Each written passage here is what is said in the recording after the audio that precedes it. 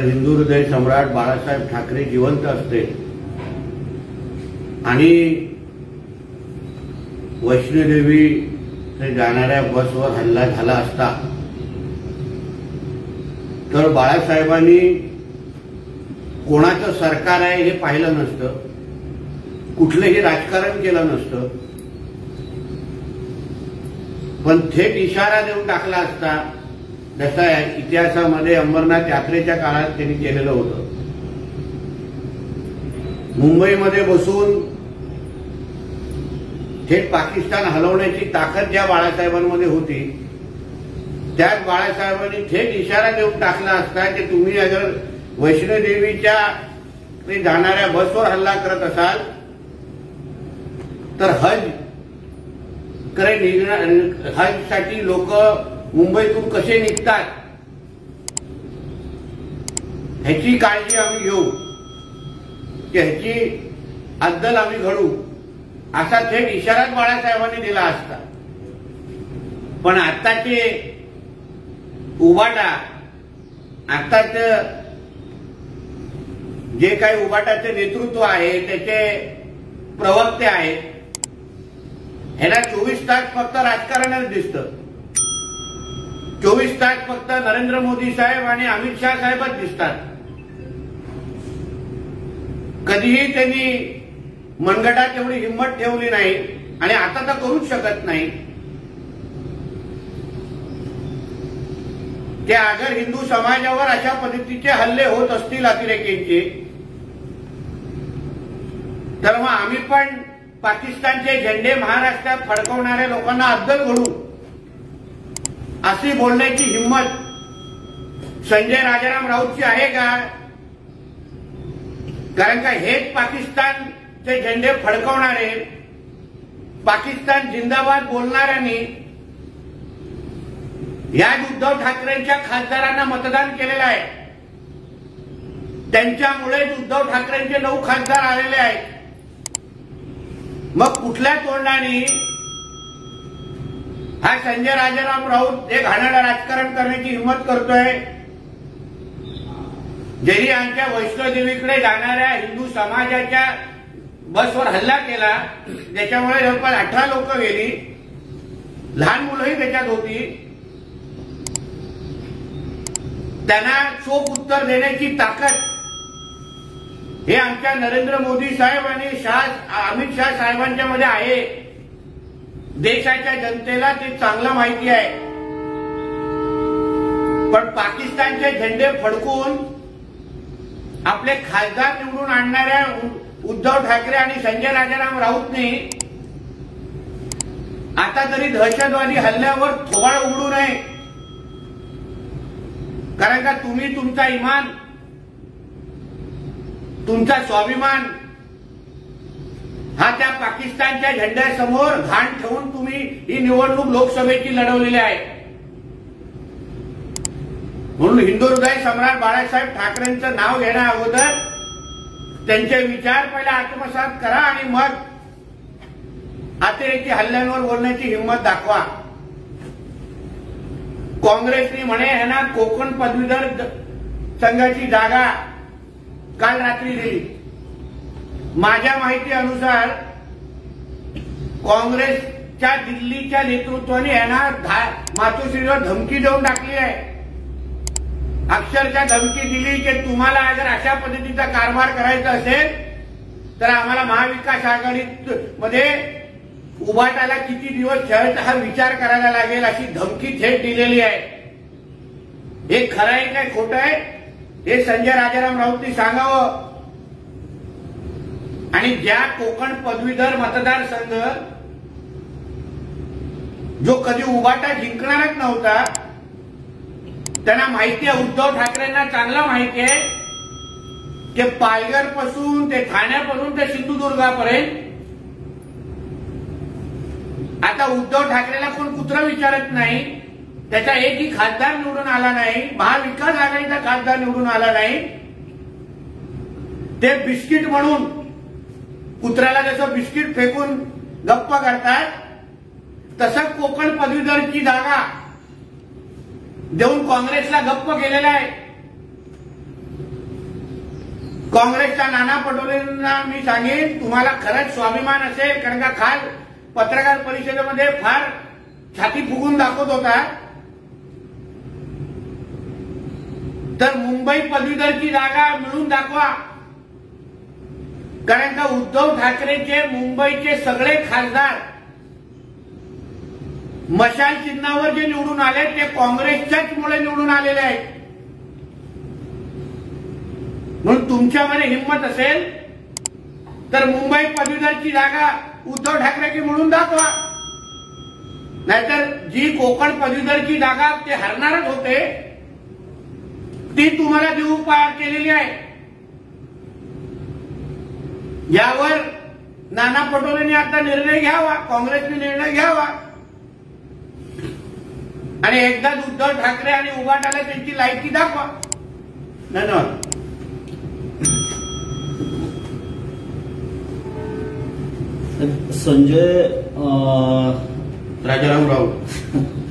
संजय राऊत असं म्हणतायत की 370 कलम हटूनही काश्मीरमध्ये शांतता आली नाही, हे गृहमंत्र्यांचे अपयश आहे. पुन्हा त्यांना गृहमंत्रीपद दिल्यावर पुन्हा हल्ले सुरू झाले. काश्मीरमध्ये किती शांतता आली आहे हे जरा संजय राजाराम राऊतनी स्वतःच्या कुटुंबियावर, मी जोर लावतो, स्वतःच्या कुटुंबियावर जाऊन जरा सुट्टीसाठी तिथे जावं, तुम्हाला कळेल तिथे किती शांतता आणि किती विकास झालेला आहे किंवा होतोय. हे जे काही 2-4 टकली अतिरेकींच्या नावाने जे उरली आहेत ना, त्यांना पण साफ करण्याचं काम मोदीजी ह्या तिसऱ्या ह्याच्यामध्ये करणार आहेत, तिसऱ्या टर्म मध्ये करणार. फक्त बघत राहा आणि हिंमत असेल तर हिंदू हृदय सम्राट बाळासाहेब ठाकरेंसारखी भूमिका घेऊन दाखवा. राजकारण बाजूला सोडा. अतिरेकी हा कुठलाही जात धर्म पक्षाचा नसतो. हा अतिरेकी हा जिहादी जे विचारायचे आहेत त्यांना इशारा दाखवण्याची हिंमत तरी करा. की आमच्या वैष्णोदेवी बसवर जसा हल्ला केला, जाणाऱ्या बसवर हल्ला केला, तसं तुमच्या हजसाठी पण विमान कसं उडतं, हे जसं बाळासाहेबांनी इशारा दिलेला तसं तुम्हाला इशारा देण्याची हिंमत आहे का, हे संजय राजाराम राऊतनी सांगावं. अमित शहा भ्रष्टाचारांना आपल्या पक्षात घेतात, परंतु काश्मीर पंडितांना त्यांच्या ते घरी पाठवू शकले नाहीत, असा गृहमंत्री नरेंद्र मोदींनी आमच्या देशाच्या छातीवर बसवला. देशाच्या असंख्य शहीदांचा हा अपमान आहे, असंही संजय राऊत. रोज सकाळी 420 आणि भ्रष्टाचार आणि खिचडी चोराला जे रोज सकाळी महाराष्ट्र आपल्या डोक्यावर बसवतं आणि एका भ्रष्टाचार करणाऱ्यांना भ्रष्टाचार विरोधी बोलण्याचं जे आम्हा लोकांना जो पाप करायला लावतं, त्याला पण उद्धव ठाकरेंनी पहिलं बंद करावं. कारण का संजय राजाराम राऊत पेक्षा मोठा भ्रष्टाचारीच नाही आणि रोज सकाळी आमच्या डोक्यावरून बसतो, त्याला पहिले गप्प करा, मग बाकी अमित भाईंना सांगायचं ते आम्ही सांगू. या हल्ल्यावरून बोलताना संजय राऊत असंही म्हणतात की चंद्राबाबू नायडू आणि नितीश कुमार यांनी गृहमंत्र्यांचा राजीनामा मागितला पाहिजे, त्यांच्या पाठिंब्यावर हे सरकार उभे आहे, त्यांची ती जबाबदारी आहे. तू आमच्या मित्र पक्षाची काळजी करू नकोस. पहिला काँग्रेस आणि शरद पवार गट हे जे तुम्हाला आता पालतू कुत्र्यासारखं तुझ्या मालकाच्या गाड्यामध्ये पट्टा घालून जे आता फिरवतायत ना, त्याची पहिली काळजी कर आणि मग आमच्या मित्र पक्षांवर बोलण्याचा विचार कर.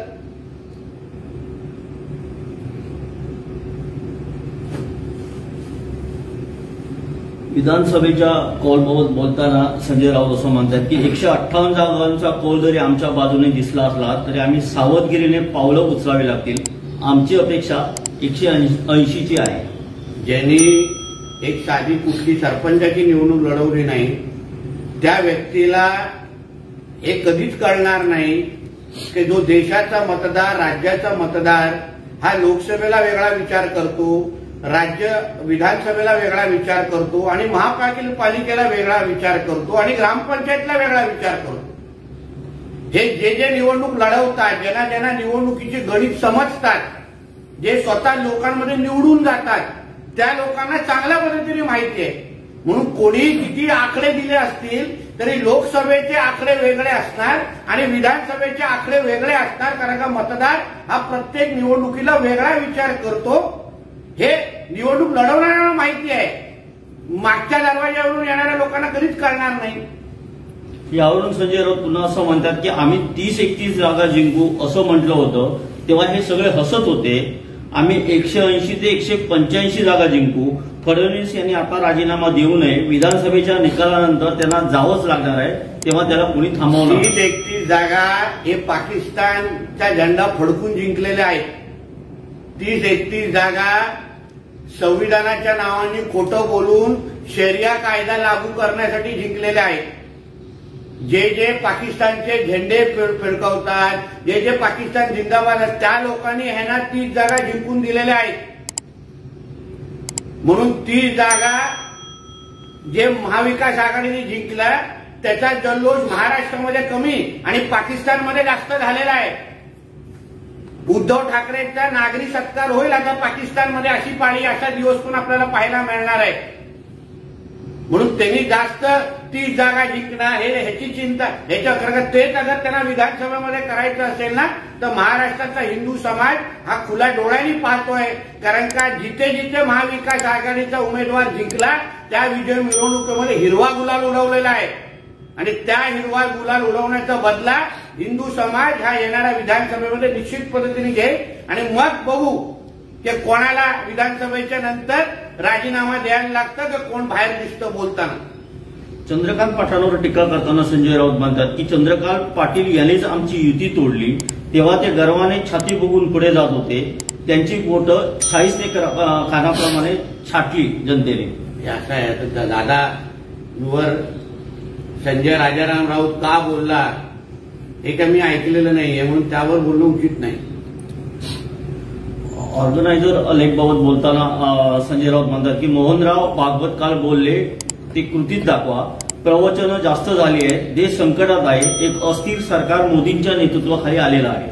पण तुम्ही सामनामध्ये कितींदा काँग्रेसवर टीका करता, काँग्रेसच्या धोरणांवर टीका करता, कितींदा तुम्ही महाविकास आघाडीच्या मित्र पक्षांवर टीका करता. मग तुमची जे सामन्यातून होणारे प्रवचन आहे ते पहिलं बंद करा, मग आम्ही ऑर्गनायझर बद्दल विचार करू. दुसऱ्याच्या घरात झाकण्याची आणि दुसऱ्याच्या बारशावर नाचण्याची सवय संजय राजाराम राऊतने आता बंद करावं. कधीतरी स्वतःचा पाळणा हलवावा. डोंबिवलीत एक पुन्हा कंपनी स्फोट झाला. त्यावर संजय राऊत असं म्हणतात की सगळ्या एमआयडीसी मधून शिंदे सोनेचे लोक किती हप्ते गोळा करतात त्याचे आकडे द्यावे लागतील. बेकायदेशीर कामे तिकडे सुरू आहेत. पोलिसांपासून शिंदेच्या लोकांपर्यंत लाखो करोडोंचे हप्ते कसे जातात हे तुम्ही एकदा तपासून पहा. महाराष्ट्रातला सर्वात मोठा हप्तेखोर, ज्याचं घरच हप्त्यांवर चालतं, ज्याचं मालकाचं घर पण हप्त्यावर चालतं, तरी दुसऱ्यांना हप्तेखोर किंवा हप्त्यांची भाषा आणि हिशोब मागू नये. पहिलं तुझ्या मालक आणि तुझं घर दर महिन्याला किती हप्ते कोणाकडून गोळा करतं हे कधीतरी करतात, हे कधीतरी मग आम्हाला जाहीर करायला लागेल आणि मग तुझं थोबाड बंद करायला लागेल.